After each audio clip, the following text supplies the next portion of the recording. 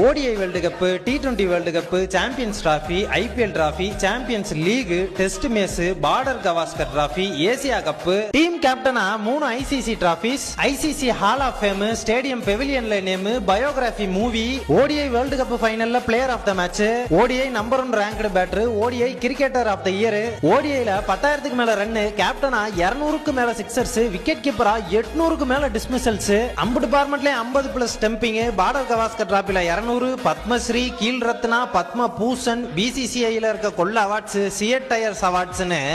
இதுல எதவாச்சும் 1-2 பண்ணாலே பெரிய சாதனையாளராம்.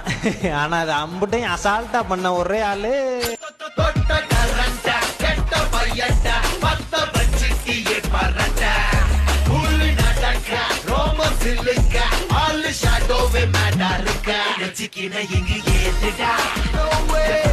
முடியாதுடா.